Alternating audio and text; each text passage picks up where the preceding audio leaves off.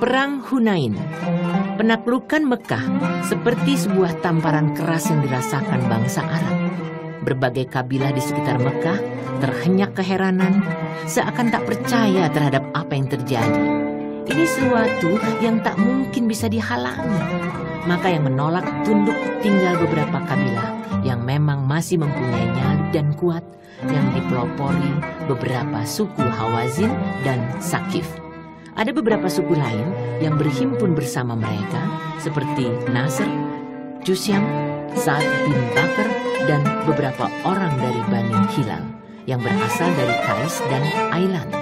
Suku-suku ini melihat dirinya masih layak dihormati dan tidak sudi tunduk kepada Islam setelah penaklukan Mekah. Mereka semua berhimpun di bawah pimpinan Malik bin Auf an-Nasri dan mengambil keputusan bulat untuk memerangi orang-orang Muslim. Keberangkatan pasukan musuh. Setelah komandan tertinggi pasukan musuh Malik bin Auf memutuskan untuk melancarkan serangan terhadap orang-orang Muslim, maka dia memberangkatkan pasukan sambil membawa harta benda, wanita, dan anak-anak mereka hingga mereka tiba di Autas dan bermarkas di sana. Autas adalah suatu lembah di Hawazin dekat Hunain, tetapi tidak masuk wilayah Hunain. Sementara Hunain adalah suatu lembah berdekatan dengan Zulmajaz. Jarak tempat ini dengan Mekah ada 10 mil lebih ditempuh dari Arafah. Penolakan terhadap pendapat komandan pasukan. Setelah pasukan musuh ini berada di Autas, Duraid bin Asimah, orang buta yang sudah tua, namun memiliki banyak pengalaman dalam peperangan, orang yang sangat pemberani dan kali ini juga bergabung bersama pasukan, bertanya, "Lembah apa ini?" Orang-orang menjawab, "Autas." Duraid berkata, "Ini adalah tempat yang paling tepat untuk kuda, bukan tempat yang tinggi dan berbatuan, tidak pula tempat yang datar dan lunak tanahnya. Mengapa ku dengar suara lenguhan onta, ringkikan keledai, tangis anak-anak, dan embekan domba?" Mereka menjawab, "Malik bin Auf menggiring manusia beserta wanita, harta benda, dan anak-anak mereka." Lalu Duraid memanggil Malik bin Auf, menanyakan alasan mengerahkan manusia bersama wanita, harta benda, dan anak-anak mereka. Malik menjawab, "Aku ingin setiap orang melibatkan keluarga dan harta bendanya dalam peperangan." Duraid berkata, "Demi Allah, ini sama dengan menggembala domba. Apakah hal ini bisa menolong orang yang sudah kalah? Kalaupun engkau menang, maka tidak ada yang berguna kecuali orang laki-laki bersama pedang dan tombaknya. Sebaliknya, jika engkau kalah, sama saja engkau mencemarkan keluarga dan harta bendamu." Kemudian Duraid menanyakan suku-suku yang bergabung dalam pasukan dan pemimpin-pemimpinnya. Lalu dia berkata, "Wahai Malik, tidak selayaknya engkau membawa penduduk Hawazin ini ke tengah pasukan. Bawalah mereka ke tempat tinggalnya yang aman dan terlindungi. Setelah itu hadapilah orang-orang Muslim dengan inti pasukan ini. Jika engkau menang, maka apa yang ada di belakangmu tetap aman. Dan jika engkau kalah, berarti engkau masih bisa menolong keluarga dan harta bendamu." Tetapi Malik bin Auf menolak saran dan permintaan Duraid ini. Seraya berkata, "Demi Allah, aku tidak akan melaksanakan saranmu itu karena engkau sudah tua renta dan pikiranmu pun sudah tumpul. Demi Allah, lebih baik penduduk Hawazin tunduk kepadaku, ataukah aku akan memasukkan pedangku ini hingga dia enyah dariku." Malik tidak menghendaki nama Duraid disebut-sebut lagi, begitu pula pendapatnya. "Kami taat kepadamu," kata mereka. Akhirnya Duraid hanya bisa berkata, "Ini suatu hari yang tak pernah kusaksikan dan aku tidak pernah diuji seperti ini." Mata-mata dari masing-masing pihak. Malik bin Auf mengirim beberapa mata-mata untuk mencari informasi tentang kaum muslimin. Tetapi mereka menjadi cerai-berai. Setelah mereka kembali lagi, Malik berkata, "Celaka kalian, ada apa dengan kalian?" Mereka menjawab, kami berpapasan dengan sekumpulan laki-laki yang berpakaian putih, menunggang kuda yang gagah.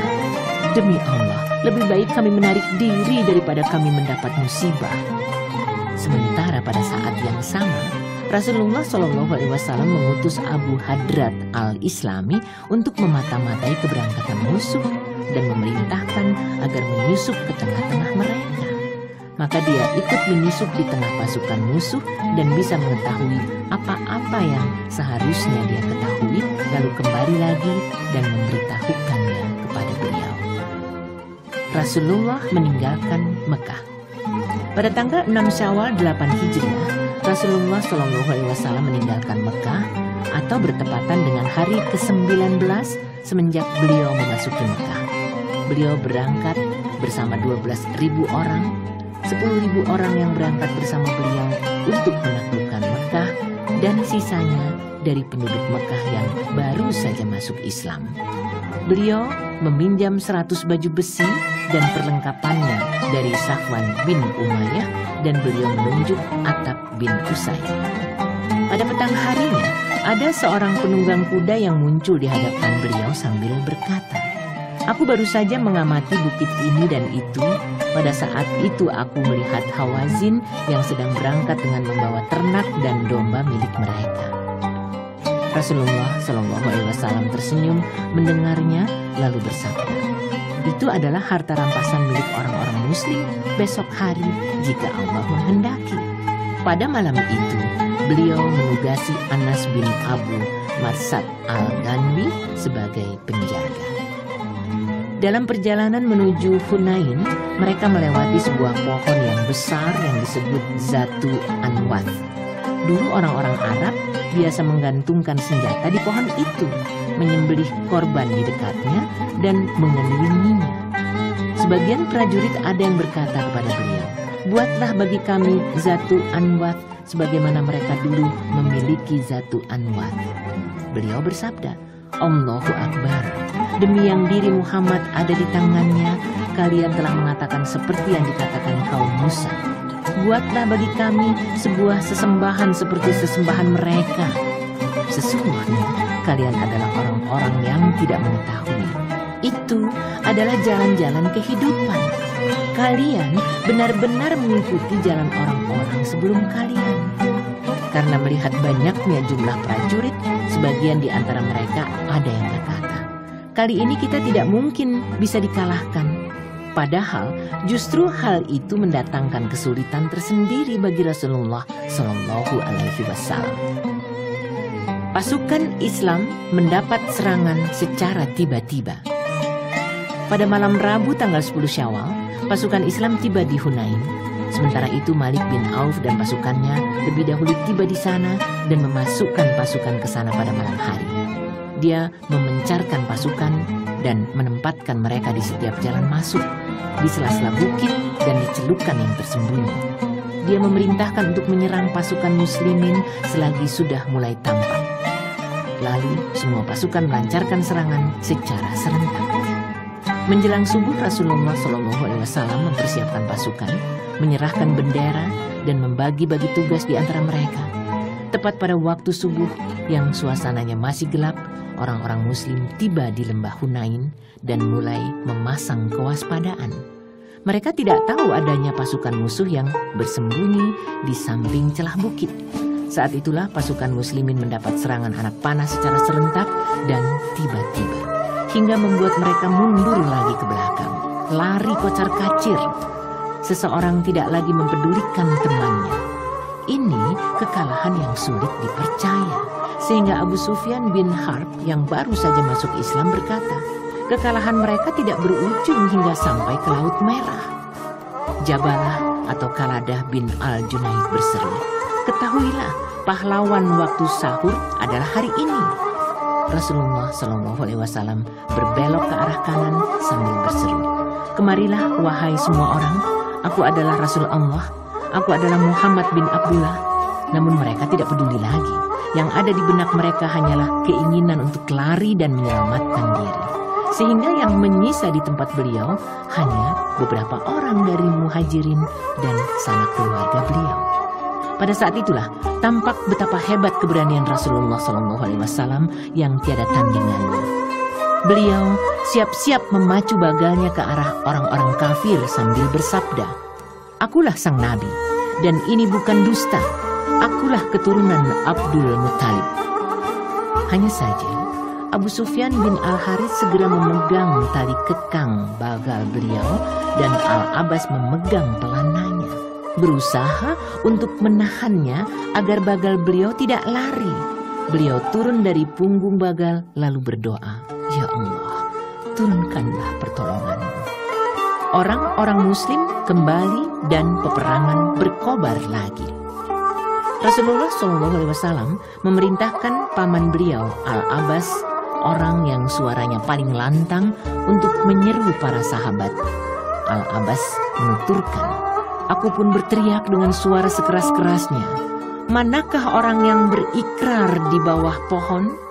Al-Abbas menuturkan, 'Demi Allah, seakan-akan perasaan mereka saat mendengar teriakanku ini seperti seekor induk sapi terhadap anaknya.' Mereka menyahut, 'Kami mendengar seruanmu. Kami mendengar seruanmu.' Ada seseorang yang memerintahkan ontanya untuk membungkuk, namun ontanya itu tidak menurut. Maka dia hanya mengambil baju besinya lalu mengenakannya, juga mengambil pedang dan tamengnya, serta melepaskan ontanya. Dia segera pergi menuju arah seruan hingga tiba di dekat Rasulullah SAW. Setelah ada 100 orang yang berkumpul bersama beliau, barulah mereka siap menghadapi musuh dan siap bertempur. Seruan juga ditujukan kepada orang-orang Ansar. Bahkan seruan juga ditujukan kepada Bani Al-Harits bin Al-Khazraj. Kini sudah berhimpun pasukan muslimin yang cukup banyak. Kedua pasukan saling melancarkan serangan. Beliau memandang ke arah kancah peperangan yang semakin seru dan gencar sambil bersabda, "Disinilah peperangan berkobar." Lalu beliau memungut segenggam pasir dan melontarkannya ke arah musuh. Tak seorang pun di antara mereka yang terkena semburan pasir, melainkan matanya penuh dengan butir-butir pasir, sehingga mereka sulit melihat. Kekalahan musuh. Tak seberapa lama setelah beliau melontarkan genggaman pasir, musuh mengalami kekalahan secara telak. Tidak kurang dari 70 orang dari Safik saja mati terbunuh. Dengan kekalahan mereka itu, orang-orang muslim bisa mendapatkan harta yang banyak, senjata, dan menawan para wanita. Inilah tahap-tahap sebagaimana yang diisyaratkan dalam firman Allah. لقد نصركم الله في مواطن كثيرة ويوم حنين إذ أعجبتكم كثرتكم فلم تغن عنكم شيئا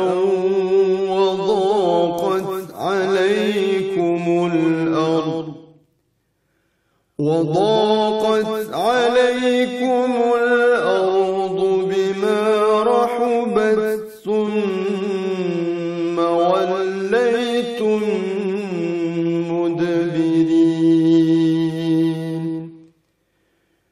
ثم أنزل الله سكينته على رسوله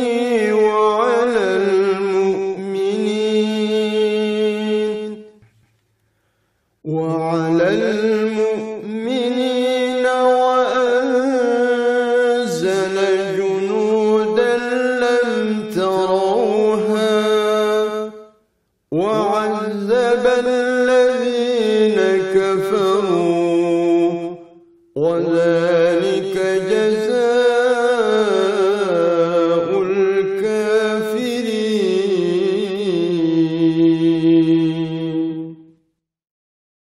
Sesungguhnya Allah telah menolong kamu, hai para mukminin, di medan peperangan yang banyak, dan ingatlah peperangan Hunain, yaitu di waktu kamu menjadi congkak karena banyaknya jumlahmu, maka jumlah yang banyak itu tidak memberi manfaat kepadamu sedikit pun, dan bumi yang luas itu telah terasa sempit olehmu. Kemudian kamu lari ke belakang dengan bercerai-berai. Kemudian Allah menurunkan ketenangan kepada Rasul-Nya dan kepada orang-orang yang beriman. Dan Allah menurunkan bala tentara yang kamu tiada melihatnya. Dan Allah menimpakan bencana kepada orang-orang yang kafir. Dan demikianlah pembalasan kepada orang-orang yang kafir. Surat At-Taubah ayat 25-26. Aksi pengejaran. Setelah pasukan musuh kalah telak dalam peperangan ini, sebagian di antara mereka lari ke Taif, sebagian lagi ke Nakhlah, dan sebagian lagi ke Autas.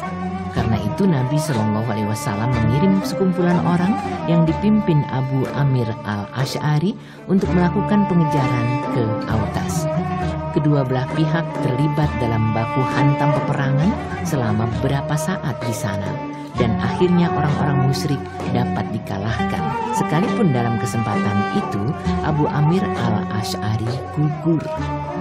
Sementara sekelompok penunggang kuda dari pasukan muslimin lainnya melakukan pengejaran terhadap pelarian orang-orang musyrik yang menuju Nakhlah. Duraid bin As-Simmah dapat ditangkap dan dibunuh di sana oleh Rabi'ah bin Rufai. Mayoritas pelarian orang-orang musyrik menuju ke Taif, Nabi Shallallahu Alaihi Wasallam sendiri yang melakukan pengejaran ke sana setelah menghimpun harta rampasan di Hunain. Harta rampasan yang diperoleh pasukan muslimin berupa 6.000 orang tawanan, 24.000 onta, 40.000 domba lebih, dan 4.000 ukiyah perak. Rasulullah Shallallahu Alaihi Wasallam memerintahkan agar semua tawanan dan harta rampasan itu dikumpulkan lalu disimpan sementara waktu di Ji'ranah. Beliau menunjuk Mas'ud bin Amr al-Ghifari sebagai penanggung jawabnya.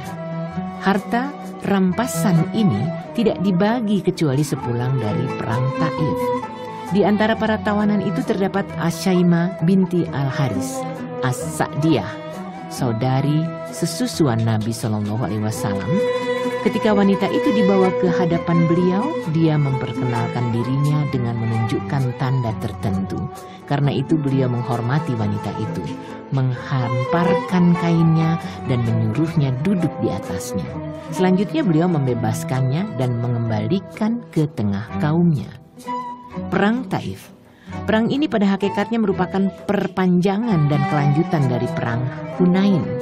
Sebab mayoritas pelarian Hawazin dan Sakif masuk ke Taif bersama komandan tertinggi mereka, Malik bin Auf An-Nasri. Mereka bertahan di sana, karena itu Rasulullah SAW beranjak ke Taif seusai dari Hunain dan setelah rampung mengumpulkan harta rampasan di Ji'ranah. Khalid bin Walid berangkat lebih dahulu ke sana bersama 1.000 prajurit. Kemudian Rasulullah SAW menyusul ke sana dengan melewati Nakhlah al-Yamaniyah, Karmul, Manazil hingga tiba di Liyah. Di sana ada benteng bilik Malik bin Auf. Beliau memerintahkan untuk menghancurkan benteng tersebut. Beliau melanjutkan perjalanan hingga tiba di Taif. Beliau berhenti tak jauh dari benteng mereka dan berkubu di sana. Kemudian beliau memerintahkan untuk mengepung benteng tersebut. Pengepungan ini berjalan cukup lama. Dalam riwayat Muslim dari Anas, tempo pengepungan ini selama 40 hari. Tetapi menurut para penulis sejarah, tidak selama itu. Ada yang mengatakan 20 hari, yang lain mengatakan 18 hari, 15 hari, dan 10 lebih. Selama pengepungan itu terjadi serangan anak panah dan lontaran peluru-peluru batu. Pada awal pengepungan, orang-orang muslim mendapatkan serangan anak panah secara gencar. Cukup banyak orang muslim yang cedera dan ada 12 orang yang meninggal dunia. Hal ini memaksa mereka mengalihkan kubu ke tempat yang lebih tinggi, tepatnya di tempat didirikannya Masjid Taif saat ini. Mereka pun bermarkas di sana. Nabi Shallallahu Alaihi Wasallam memasang manjanik ke arah penduduk Taif di dalam benteng dan melontarkan peluru-peluru baru. hingga dapat merontokkan sebagian dinding benteng dan beberapa prajurit muslim masuk ke dalam benteng lewat dinding yang sudah berlubang itu. Mereka masuk ke arah pagar benteng untuk membakarnya. Tetapi musuh melontarkan besi yang sudah dibakar panas dan juga serangan anak panah ke orang-orang muslim yang masuk ke dalam benteng hingga dapat membunuh sebagian di antara mereka. Sebagai bagian dari siasat perang, Rasulullah SAW memerintahkan untuk menebangi pohon anggur dan membakarnya. Karena cukup banyak pohon-pohon anggur yang ditebangi, pihak musuh dari pihak Taif memohon atas nama Allah dan hubungan kekerabatan agar penebangan itu dihentikan. Beliau mengabulkan permohonan mereka. Lalu beliau berseru, siapapun yang mau turun dari benteng dan datang ke sini, maka dia bebas. Ada 20 orang yang turun dari benteng dan mendatangi pasukan muslimin. Di antara mereka ada yang dijuluki Abu Bakrah. Pekerjaannya memanjat dinding benteng Taif, lalu menjulurkan kerekan bundar untuk mengambil air minum. Maka beliau menjulukinya Abu Bakrah atau tukang kerek. Beliau membebaskannya dan setiap orang di antara mereka diserahkan kepada seorang muslim untuk diberi makanan. Setelah pengepungan berjalan sekian lama dan benteng tidak mudah ditaklukkan begitu saja, sementara musuh bisa bertahan di dalam benteng selama setahun, maka Rasulullah SAW meminta pendapat Naufal bin Muawiyah ad-Dili. Dia berkata, mereka adalah rubah di dalam lubang. Jika engkau tetap mengepung mereka, maka mereka pun akan bertahan. Tapi jika engkau tinggalkan mereka, maka mereka pun tidak akan berbahaya. Pada saat itu beliau bermaksud hendak meninggalkan benteng dan pergi. Beliau memerintahkan Umar bin Al-Khattab untuk mengumumkan kepada orang-orang, insya Allah besok kita akan pergi.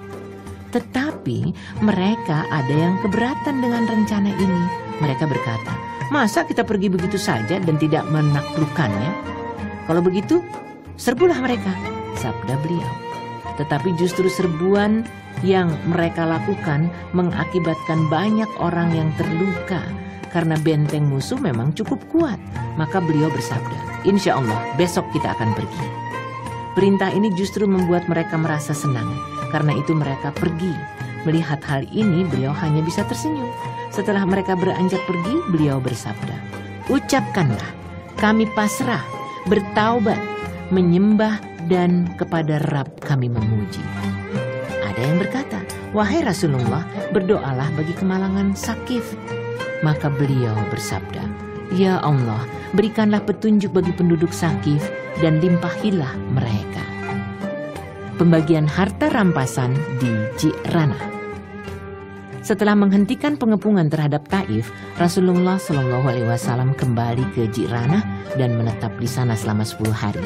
Selama itu beliau belum membagi harta rampasan dan menangguhkannya dengan harapan ada utusan Hawazin yang datang kepada beliau untuk memohon amnesti agar mereka bisa mendapatkan kembali barang-barang milik mereka. Karena tidak ada yang datang, beliau mulai membagi harta rampasan agar para pemimpin kabilah dan pemuka Mekah tidak banyak bicara lagi. Orang-orang yang baru masuk Islam dan hatinya masih lemah diberi bagian lebih dahulu dengan jumlah yang relatif lebih besar. Abu Sufyan bin Harb diberi 40 uqiyah dan 100 ekor unta. Itu pun dia masih meminta bagian untuk anaknya dengan berkata, bagaimana dengan anakku Yazid? Maka beliau memberi Yazid sejumlah itu pula. Abu Sufyan bertanya lagi, bagaimana dengan anakku Muawiyah? Maka beliau memberikannya sejumlah itu pula. Beliau memberikan 100 ekor unta kepada Hakim bin Hizam. Tetapi dia masih meminta 100 ekor unta lagi dan permintaannya ini pun dipenuhi. Safwan bin Umayyah diberi 100 ekor unta. Kemudian 100 ekor lagi dan ditambah 100 ekor unta lagi. Begitulah yang disebutkan dalam Asy-Syifa. Al-Haris bin Al-Haris bin Kaladah diberi 100 ekor unta. Begitu pula beberapa orang lainnya yang termasuk dalam jajaran pemuka Quraisy dan kabilah lainnya. Selain mereka, ada yang diberi 50 ekor unta, 4 ekor unta, hingga ada kabar yang tersebar bahwa Muhammad tidak akan takut miskin meskipun berapapun yang beliau berikan. Karena itu orang-orang Arab berbondong-bondong mengerumuni beliau untuk meminta harta, hingga beliau terdesak hingga sampai ke sebuah pohon dan mantel beliau terlepas. Beliau bersabda, "Wahai orang-orang, kembalikan mantelku, demi yang diriku ada di tangannya. Andaikan aku memiliki semua tanaman di Tihamah, tentu aku akan memberikannya kepada kalian, hingga kalian tidak menyebut aku sebagai orang yang kikir, penakut, dan pendusta." Kemudian beliau berdiri di samping onta milik beliau, memegangi punuknya sambil memegang sebiji gandum. Beliau mengangkat biji gandum itu seraya bersabda, "Wahai semua orang, demi Allah aku tidak lagi menyisakan harta rampasan kalian, termasuk pula sebiji gandum ini, kecuali seperlimanya. Dan seperlimanya itu pun sudah diserahkan kepada kalian." Setelah memberikan bagian kepada orang-orang yang baru saja masuk Islam dan hatinya masih lemah, Nabi Shallallahu Alaihi Wasallam memanggil Zaid bin Sabit agar mendatangkan sisa harta rampasan dan mengumpulkan semua orang. Masing-masing orang mendapat bagian 4 ekor onta dan 40 domba. Jika dia seorang penunggang kuda, maka dia mendapat bagian 12 ekor onta dan 120 ekor domba. Pembagian ini didasarkan pada pertimbangan yang sangat matang dan bijaksana. Sebab di dunia ini banyak orang yang bisa dihela kepada kebenaran perutnya dan bukan dari akalnya. Sebagaimana binatang yang bisa digiring karena ada seikat dedaunan yang disodorkan ke dekat mulutnya, hingga dia masuk ke kandangnya dengan aman. Begitu pula manusia yang membutuhkan variasi bujukan untuk menyusupkan iman. Orang-orang Ansar meradang. Pada awal mulanya, siasat beliau ini belum dipahami sebagian orang, sehingga muncul komentar macam-macam yang pada intinya memprotes kebijakan beliau ini. Orang-orang Ansar termasuk mereka yang tidak bisa menerima kebijakan beliau ini, karena mereka semua tidak menerima bagian dari harta rampasan Hunain. Padahal justru mereka lah yang lebih banyak dilibatkan saat terjadi krisis, bertempur bersama Rasulullah SAW hingga dapat membalik keadaan pasukan muslimin yang tadinya kocar-kacir menjadi menang secara telak. Tetapi justru mereka tidak mendapatkan apa-apa. Ibnu Ishaq meriwayatkan dari Abu Sa'idah Al-Khudri, dia berkata, setelah Rasulullah SAW membagi-bagikan bagian kepada orang-orang Quraisy dan kabilah-kabilah Arab, sementara orang-orang Ansor tidak mendapatkan pembagian itu sedikit pun, maka menyebar suara kasak kusuk di antara mereka hingga ada yang berkata, "Demi Allah, Rasulullah SAW telah bertemu kaumnya sendiri." Lalu Sa'ad bin Ubadah masuk ke tempat beliau seraya berkata, "Wahai Rasulullah, di dalam diri orang-orang Ansor itu ada perasaan yang mengganjal terhadap diri engkau, karena apa yang engkau lakukan dalam membagi harta rampasan itu. Engkau membagi-bagikannya kepada kaum engkau sendiri, dan engkau memberikan bagian yang amat besar kepada berbagai kabilah Arab, sementara orang-orang Ansor tidak mendapatkan apapun. Lalu maukah engkau menempatkan dirimu, wahai Sa'ad?" tanya beliau. "Wahai Rasulullah, aku tidak mempunyai pilihan lain, melainkan harus bersama kaumku," jawab Sa'ad. "Kalau begitu, kumpulkan kaummu di kandang ini," sabda beliau. Sa'ad bin Ubadah mengumpulkan semua orang Ansor di kandang yang dimaksudkan. Ada beberapa muhajirin yang ikut datang, namun mereka tidak diperkenankan masuk dan hanya orang-orang Ansor saja yang boleh masuk. Ada kelompok muhajirin lainnya yang datang, tetapi mereka ditolak. Setelah semua orang Ansar berkumpul, Sa'ad bin Ubadah mengabarkannya kepada Nabi SAW. Lalu beliau mendatangi mereka. Setelah memuji Allah dan mengagungkannya, beliau bersabda, "Wahai semua orang Ansar, ada suara kasak kusuk yang sempat kudengar dari kalian, dan di dalam diri kalian ada perasaan yang mengganjal terhadap aku. Bukankah aku dulu datang, sementara kalian dalam kesesatan, lalu Allah memberikan petunjuk kepada kalian? Bukankah kalian dulu miskin, lalu Allah membuat kalian kaya, juga menyatukan hati kalian?" Mereka menjawab, "Begitulah Allah dan Rasulnya, lebih murah hati dan lebih banyak karunia-Nya." apakah kalian tidak ingin memenuhi seruanku, wahai semua orang Ansor? Tanya beliau. Mereka berganti bertanya, dengan apa kami harus memenuhi seruanmu, wahai Rasulullah? Milik Allah dan Rasul-Nya lah anugerah dan karunia. Beliau bersabda, demi Allah, kalau kalian mau, sementara kalian bisa membenarkan dan dibenarkan, maka kalian bisa berkata, engkau datang kepada kami dalam keadaan didustakan, namun justru kami membenarkan engkau. Dalam keadaan lemah dan kamilah yang justru menolong engkau. Dalam keadaan terusir dan justru kamilah yang memberikan tempat. Dalam keadaan papa dan justru kamilah yang menampung engkau. Apakah di dalam hati kalian masih membersit harta keduniaan? Yang dengan keduniaan itu aku hendak mengambil hati segolongan orang agar masuk Islam. Sedangkan terhadap keislaman kalian aku sudah percaya. Wahai semua orang Ansor, apakah kalian tidak berkenan di hati jika orang lain pergi membawa domba dan onta, sedangkan kalian kembali bersama Rasul Allah ke tempat tinggal kalian?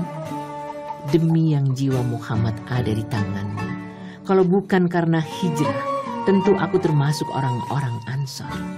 Jika orang-orang menempuh suatu jalan di celah gunung dan orang-orang Ansor menempuh suatu celah gunung yang lain, tentu aku memilih celah yang ditempuh orang-orang Ansor. Ya Allah, rahmatilah orang-orang Ansor, anak-anak orang Ansor, dan cucu orang-orang Ansor. Mereka pun menangis sesenggukan hingga jenggot mereka menjadi basah oleh air mata. Mereka berkata, kami ridho terhadapmu Rasulullah dalam masalah pembagian dan bagian. Setelah itu beliau kembali lagi ke tempat semula dan mereka pun bubar. Kedatangan utusan Hawazin. Setelah seluruh harta rampasan selesai dibagi, beberapa orang utusan Hawazin datang untuk masuk Islam. Mereka ada 14 orang yang dipimpin Zuhair bin Surat. Di antara mereka ada pula paman beliau dari Susuan, Abu Burkan. Mereka memohon agar beliau mengembalikan orang-orang Hawazin yang tertawan dan juga harta benda milik mereka. Mereka menguatkan harapan mereka ini dengan perkataan yang sangat menyentuh perasaan. Beliau bersabda, kalian sudah melihat apa yang ada di sini. Bagaimanapun juga aku paling suka perkataan yang jujur. Mana yang lebih kalian cintai, wanita dan anak-anak kalian, ataukah harta benda kalian? Mereka menjawab, kami tidak bisa menimbang seperti itu. Beliau bersabda, jika kalian selesai sholat zuhur nanti, berdirilah dan katakan, kami memohon kepada orang-orang mukmin lewat diri Rasulullah, dan kami memohon kepada Rasulullah lewat diri orang-orang mukmin agar beliau berkenan mengembalikan para tawanan kami. Maka seusai sholat zuhur, mereka berdiri dan berkata seperti itu. Beliau bersabda, yang menjadi bagianku dan bagian Bani Abdul Muthalib menjadi milik kalian kembali. Maka aku akan memohon kepada orang-orang yang lain untuk kepentingan kalian. Orang-orang Muhajirin dan Ansor berkata, milik kami adalah milik Rasulullah. Al-Aqra bin Habis berkata, aku dan Bani Yamin tidak akan menyerahkannya. Uyainah bin Hisn berkata, aku dan Bani Fazarah tidak akan menyerahkannya. Al-Abbas bin Mirdas berkata, aku dan Bani Sulaim tidak akan menyerahkannya. Tetapi Bani Sulaim menyahut, milik kami adalah milik Rasulullah. Kalian membuatku tidak berdaya, jawab Al-Abbas bin Mirdas. Rasulullah SAW bersabda, sesungguhnya mereka telah datang sebagai orang-orang yang menyatakan untuk masuk Islam. Aku juga sudah menangguhkan para tawanan mereka serta memberikan pilihan, namun mereka tidak ingin melepaskan anak-anak dan wanita mereka. Maka barang siapa di sisinya ada salah seorang di antara mereka, lalu dia berkenan mengembalikannya, maka lebih baik dia melakukannya. Dan barang siapa yang menahannya, maka hendaklah dia mengembalikannya kepada mereka, dan dia akan mendapat tebusan seperti yang ditentukan Allah dari masing-masing bagian yang diperolehnya. Orang-orang berkata, Rasulullah SAW telah memanjakan kita. Beliau bersabda, Kami tidak tahu siapa yang ridho dan siapa yang tidak ridho dengan keputusan ini di antara kalian. Karena itu, kembalilah kalian lalu laporkan kepada kami apa yang kalian ketahui tentang urusan kalian. Akhirnya mereka mengembalikan seluruh wanita dan anak-anak yang menjadi tawanan yang sebelumnya sudah dibagi-bagikan. Tak seorang pun yang menahan para tawanan tersebut kecuali Uyainah bin Hisn. Dia menolak mengembalikan seorang tawanan wanita yang sudah tua renta, tetapi kemudian dia pun mengembalikannya. Beliau memberikan kain model Kiptiah kepada tawanan itu. Melaksanakan umrah lalu kembali ke Madinah. Seusai membagi harta rampasan di Ji'ranah, Rasulullah Shallallahu Alaihi Wasallam bertalbiyah dari tempat itu dengan niat melaksanakan umroh. Maka beliau pergi menuju Mekah untuk melaksanakan umroh. Setelah selesai melaksanakan umroh, beliau kembali lagi ke Madinah dan menunjuk Attab bin Usaid sebagai wakil beliau di Mekah. Keberangkatan beliau ke Madinah ini 6 hari sebelum habisnya bulan Zulhijjah 8 Hijriah. Muhammad Al-Ghazali berkata, "Demi Allah, betapa panjang waktu yang membentang antara saat-saat kemenangan yang dianugerahkan Allah ini dan permulaan kedatangan ke negeri ini atau Madinah semenjak 8 tahun sebelumnya." Sebelum itu beliau datang sebagai orang usiran untuk mencari keamanan. Beliau datang sebagai orang asing dan juga kesepian mencari tempat berlindung. Penduduknya sangat menghormati kedatangan beliau, melindungi dan mengulurkan pertolongan, mengikuti petunjuk yang diturunkan kepada beliau, rela menghadang serangan pihak lain. Saat 8 tahun yang lalu, beliau masuk ke sana dalam keadaan takut dan berhijrah. Kini mereka menerima kedatangan beliau. Sekali lagi, sekalipun Mekah sudah dapat ditaklukkan, kesombongan dan kejahiliahan sudah tunduk kepada beliau untuk memuliakan dengan Islam dan segala kesalahan mereka yang lampau diampuni. Innahu man yattaqi wa yasbir fa innallaha la yudhi'u ajral muhsinin. Sesungguhnya barang siapa yang bertakwa dan bersabar, maka sesungguhnya Allah tidak menyia-nyiakan pahala orang-orang yang sabar. Surat Yusuf ayat 90.